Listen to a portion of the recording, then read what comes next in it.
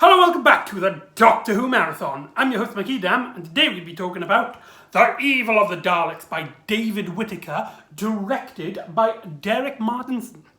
Now, this episode does not exist in the BBC archives, I'm afraid, with only episode 2, I believe it exists. This is the first 7-part story that we've had since Marco Polo back in season 1. So there's a lot of ground to cover. Now, what David Whittaker has done to try and keep the story entertaining, as this is a very long story, was basically break it down into 3 moments. You've got episode 1 and half of episode 2 set in the 60s. The rest of it then takes in Victorian times. Was it Edwardian times? Either way. And then the last episode and the second half of episode 6 and then episode 7 take place on Skaro. So the story does keep itself entertained a lot. But I'm getting way ahead of myself here. Terry Nation was trying to sell the Daleks over to America, so they could have a spin-off TV series or maybe movies without any connection to BBC's Doctor Who. And so this was written by David Whittaker to be the final end to the Daleks. And this would be their last appearance on the show for 5 years. So there you go. So this was supposed to be the last Doctor Who story to feature the Daleks, which, as history's shown, didn't happen. But it is interesting to note, isn't it? So the story takes place immediately after the last story, the Faceless One, as the Doctor and Jamie are trying to look for the stolen TARDIS, and their investigation puts them in the way of this like antique shop that sells like brand new Victorian Edwardian antiques, but it's a bit dodgy because you get there's murder going on and stuff, and not murder, somebody gets knocked out and is villainly and stuff and trying to break the law and stuff. So it starts off really like a thriller, continuing the same feel as the previous story, the Faceless Ones, which is really strange. So it kind of feels like the first 2 episodes are like directly linked to the Faceless Ones. So it's interesting to note. Another interesting thing to note, which is really cool in our chronological ordering, is this story is set straight after the Faceless Ones, and the Faceless Ones and the start of this story are set on the same day as the War Machines. Now, why is that interesting? Because at the start of the War Machines, the Doctor mentions that he gets a feeling on his hand that basically he's only had it when he feels Daleks are near. And so this story has obviously the Daleks, and it takes place literally just on the same day, basically. So yeah, so it's all linked together, it's all connected. So that's just a really cool fact. But I digress. So in the story, it's mainly the Doctor and Jamie. Now, as I've said before in the last episode, one of the reasons why the Faceless One works really well is the relationship between the Doctor and Jamie. And that continues on in this story.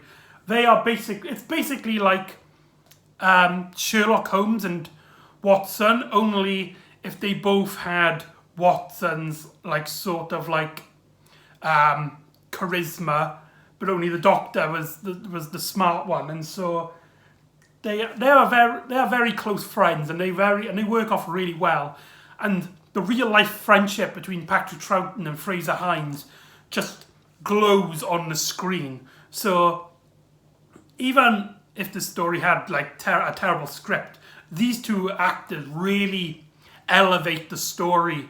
So there you go. And so they get caught in this mystery with this antique shop run by Mr. Waterfield. I can't remember his first name, which is really bad because I literally just watched it. But Edward Waterfield. That's the go. So they get caught up in a antique shop mystery with a shop run by Edward Waterfield, and he speaks in that old-fashioned speak, and he doesn't seem to like know newer terminology. Like he still says guineas, and he's not quite sure about the pound system. So there's the mystery there, and it turns out then he's working for the Daleks. Hooray! Their first scene, the Daleks appear where this guy called Kennedy is trying to break into Waterfield's like office and get into his safe, and then the Dalek just like fades into the scene, and then asks him what he's doing there, and then shoots him dead, and then he kind of like fades off again. Really great way to set up the threat of the story. However, later on, the Doctor and Jamie get caught up in get into the same room, and then Waterfield kidnaps them by using this gas, and when they wake up, it is actually in 1866 and not 1966. So that it takes them back to, again, I can't remember if it's Victorian or Edwardian, but it's one of those two.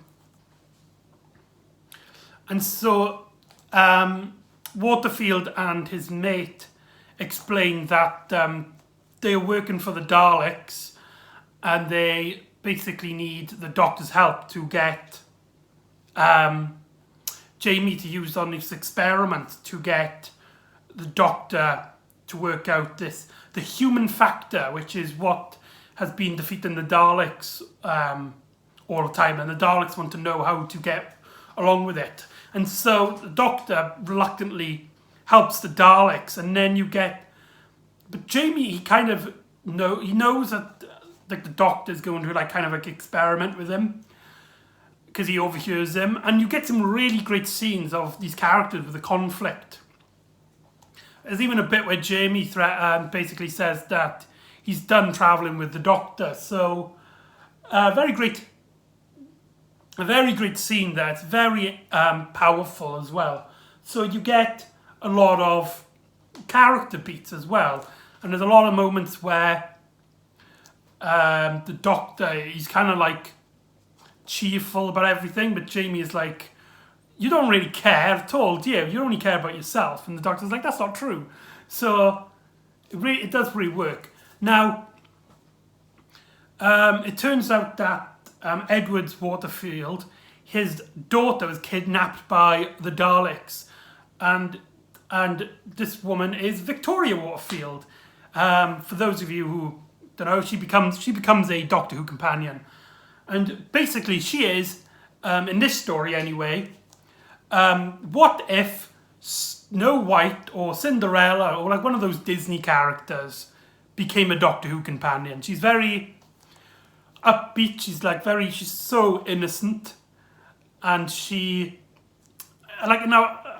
story has basically a damsel in distress storyline, as the experiment is to see how Jamie's going to save Victoria, and she even has like the bars and stuff, and basically she's the damsel in distress, which makes Victoria Waterfield doesn't give her a lot of urgency in the story in terms of what she actually does. It's mainly how other people do, like her father, and how he's desperate to save her as much as possible by helping the Daleks, and Jamie obviously trying to rescue her and stuff. So she's mainly just a plot thread here, and there's not much of a character, which is a real shame. And yeah, I can't really defend her on that. I wish they did give her something to do. It is a big complaint on the story. So there you go. So Jamie kind of like does like all these tests. It's basically like Indiana Jones trying to get something, and there's loads of like traps, and he's got to fight this guy, and then they two slowly team up. And so the Doctor's like watching it, and he's calculating all these like the human factors, and so he puts in this Dalek brain, robotic brain, kindness, compassion, everything that makes Jamie succeed in this mission. And so Jamie saves Victoria, and the Daleks then make the Doctor plant this formula into 3 Daleks, and it probably leads to one of the best scenes in this story, where the Doctor puts it in these 3 Daleks, and they basically are childlike, and they actually take Doctor on for a ride and play trains, and they spin around, and they're basically like children. And yeah, that's actually one of the cliffhangers. That's the cliffhanger to part 5, if I remember correctly. So yeah, it's very, very interesting. The story, despite being 7 parts long, goes really quick. There's a lot of plot threads going on, even if those plot threads don't go anywhere. For example, in part 2, Jamie gets kidnapped by this criminal who's been hired to kidnap Jamie because this guy has kind of been like mind controlled by the Daleks, but he's like in and out of control, and he tries to ask Jamie to try and save Waterfield. So Jamie gets kidnapped by this guy to go meet this other guy, and then as soon as that happens, Jamie is released, and the story continues as if nothing happens. So some of the plot elements are really not particularly well developed, and there's a lot of moving pieces in this, like how these 2 scientists, Edward Waterfield and this other guy, they talk about like how they were making time travel, and that's how they got time travel, but then the Daleks discovered them, and so they took Victoria prisoner to make Waterfield working for the Daleks. But the other guy, he just wants to know the secrets of how to turn any other metal into gold, which I found really dull, because it makes his character a bit less interesting, because they already established that he had a huge fascination for time travel, but yet they do nothing with it. And then for some reason they give him this explanation that he works with the Daleks so he can get gold, but they could have easily said he was working for the Daleks to figure out time travel, and you've got a character there. You've got a fledged out character who really is like a scientist who works in time, and he demands that he learns more about time as much as possible. But then for some reason they do this whole gold aspect, and it's just mad scientist. But he's not as interesting as, say, Zenkov from The Underwater Menace. But what makes him interesting in this story are 2 aspects. One, his relationship with Waterfield and how they're both working for the Daleks reluctantly-ish. But one is basically good, as he hates the fact that the Daleks kill, and he's only doing it to protect his daughter. And this other guy, he's very, not that he's like happy about it, but he's okay with it. He's like, I understand that these Daleks are a brutal civilization, so can't be helped. And he just wants this knowledge of how to make gold. So when them 2 meet up, they have a very, very interesting dynamic there. And obviously as well, with him and the Daleks, we all know as an audience viewer that the Daleks are going to betray him and kill him. It's just a matter of when, and that keeps the story nicely and interesting.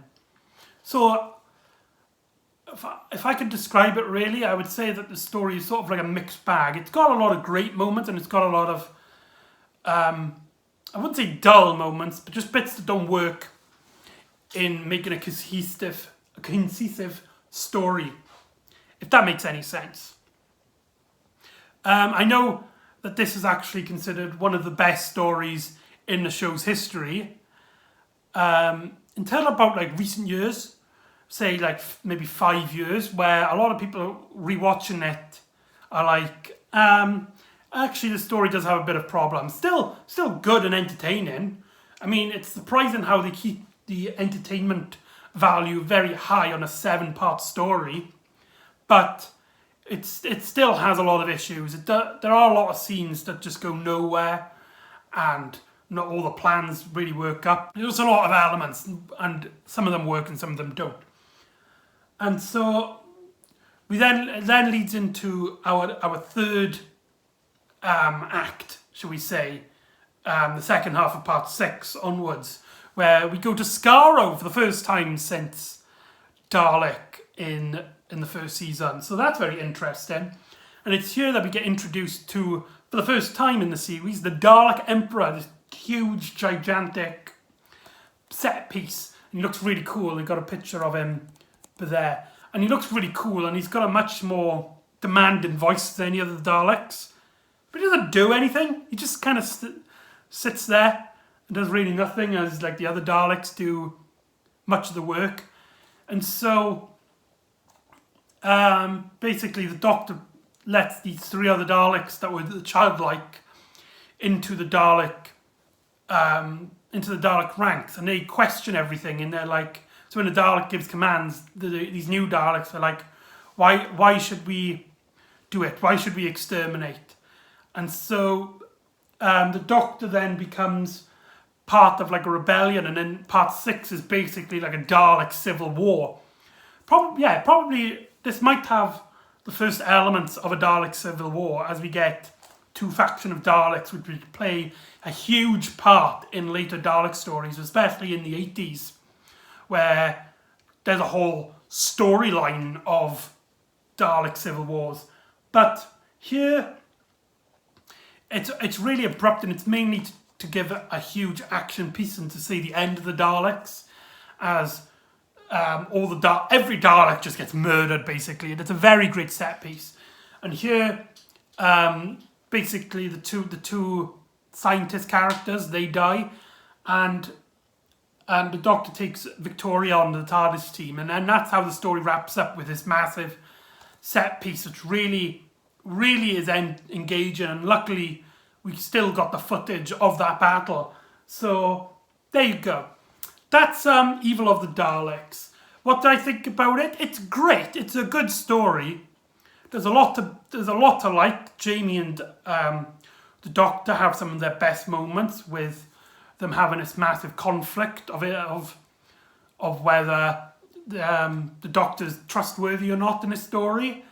The Daleks are very well written here. You get some very great lines, like how the only life that matters is Dalek life. That's a great line. And for 7 episodes, it's a surprisingly it goes along really quick. However, that quick feeling of the storyline does cause huge problems, as plot elements go nowhere. You get scenes where you get plot threads that just lead back to our main story, and it could have easily been cut to, say, 5 or 4 parts. So I'm a bit disappointed, and it might be, I don't know, it's not as good as Power of the Daleks. Let's just say it like that. So there you go. That's Evil of the Daleks. So join me next time, where we will watch a story very dear to my heart, and we'll be reintroduced to a great classic foe in the Tomb of the Cybermen. So join me next time on the Doctor Who Marathon.